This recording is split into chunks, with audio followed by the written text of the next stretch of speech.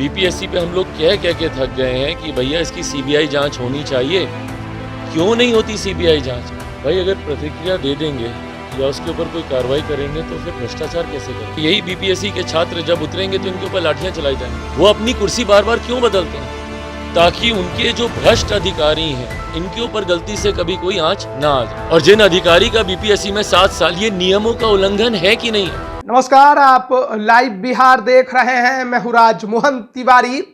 BPSC 67वीं PT परीक्षा में गड़बड़ी को लेकर जो अभ्यर्थी हैं एक बार फिर कल बुधवार को सड़कों पर उतरने जा रहे हैं और कई उनकी मांगे हैं जिनके बारे में हमने पहले भी चर्चा की हुई है। और इसी मुद्दे पर जब लोजपा रामविलास के राष्ट्रीय अध्यक्ष चिराग पासवान से सवाल किया गया तो उन्होंने नीतीश सरकार पर भ्रष्टाचार के आरोप लगाते हुए ये कहा है कि अगर ये सरकार अभ्यर्थियों की बात और उनकी मांगों को मान लेगी तो भ्रष्टाचार कैसे करेगी। सीबीआई जांच के मुद्दे पर भी चिराग पासवान मुखर होकर बोलते सुनाई दिए। बीपीएससी का पेपर आउट हुआ था 8 मई को, पुनर्परीक्षा हुआ, 9 सवाल गलत सेट किए गए और पिछले 27 साल से जितने बार भी बीपीएससी लिए गए हैं हर साल 5 सवाल 7 सवाल 10 सवाल तक गलत होता है।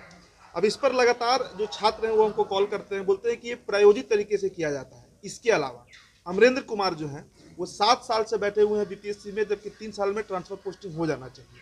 तो इसको लेकर आंदोलन भी हुआ था और अब 7 तारीख को फिर से एक बड़ा आंदोलन होने जा रहा है। पिछली बार जो आंदोलन हुआ था उसमें सीएम हाउस का घेराव हुआ था। अमित सुबहानी से छात्रों ने जाकर मुलाकात की थी, लेकिन अभी तक ना तो कट ऑफ कम किया गया और ना ही गलत सवालों के ऊपर बीपीएससी का कोई प्रतिक्रिया ही आया है। भाई अगर प्रतिक्रिया दे देंगे या उसके ऊपर कोई कार्रवाई करेंगे तो फिर भ्रष्टाचार कैसे करेंगे? भाई ये पूरा षड्यंत्र आप समझिए। बिहार की पूरी व्यवस्था भ्रष्टाचार को उसके केंद्र में रख के निर्माण की जाती है। बीपीएससी पे हम लोग कह के थक गए हैं कि भैया इसकी सीबीआई जांच होनी चाहिए। क्यों नहीं होती सीबीआई जांच? बच्चों के भविष्य का सवाल है। पर जब सीबीआई जांच की मांग करेंगे यही बीपीएससी के छात्र जब उतरेंगे तो इनके ऊपर लाठियां चलाई जाएंगी। सीटेट बीटेट का ही मामला आप देख लीजिए। कब से अभ्यर्थी नियोजन का इंतजार कर रहे हैं? क्यों नहीं आप 7वें चरण की आप भर्ती निकालते हैं? आप ही की बनाई हुई प्रक्रिया है, अपनी ही प्रक्रिया का आप उल्लंघन करते हैं। उसी तरीके से बीपीएससी में भाई इतना बड़ा विवाद सामने आया, क्यों नहीं उसकी जांच हो? और जिन अधिकारियों का आप बात कर रहे हैं भैया, उन अधिकारियों के संरक्षण के लिए मुख्यमंत्री नीतीश कुमार जी स्वयं बैठे हैं। वो अपनी कुर्सी बार बार क्यों बदलते हैं? ताकि उनके जो भ्रष्ट अधिकारी हैं इनके ऊपर गलती से कभी कोई आंच ना आ जाए।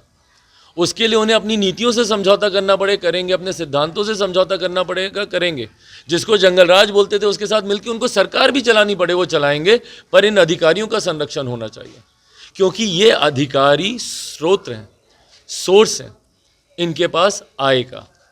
ये जितना काला धन, जितना राजस्व, भाई आज की तारीख में शराबबंदी को जहां आपने बंद किया, ये बात तो सबको पता है, कोई मैं बड़ी बात नहीं कर रहा, शाश्वत सत्य है ये कि बिहार में शराब बिकती है, होम डिलीवरी तक हो रही है। तो अगर शराब बिक रही है तो उसका पैसा तो आ रहा होगा ना।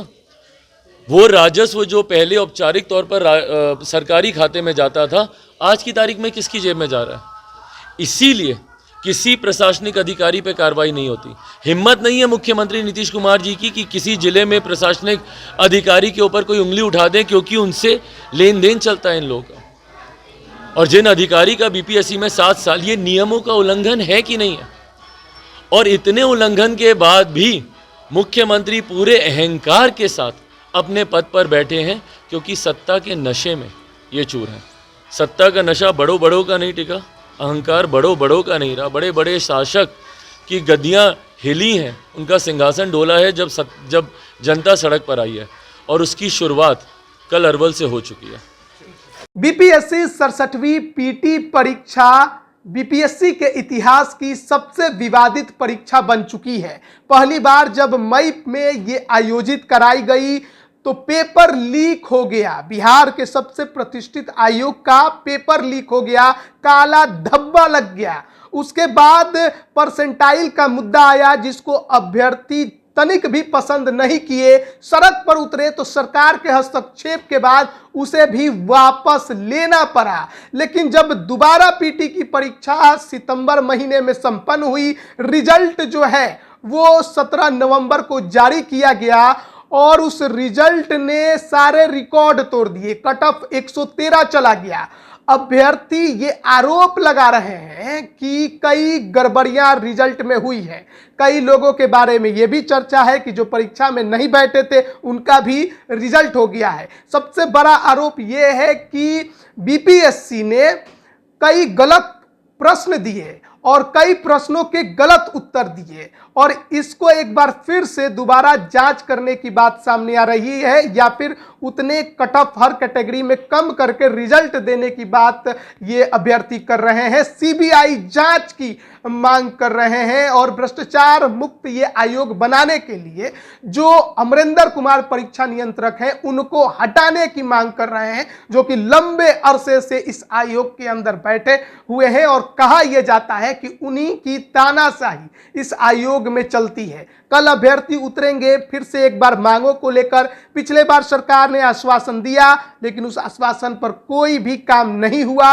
अब देखना है कि कल का आंदोलन इन अभ्यर्थियों की मांगों पर सरकार को गंभीरता पूर्वक कोई कार्रवाई करने के लिए कितना मजबूर कर पाता है। आप बने रहिए लाइव बिहार के साथ। आप सभी का बहुत बहुत धन्यवाद। लाइव बिहार YouTube पर सब्सक्राइब और Facebook पर लाइक जरूर करें।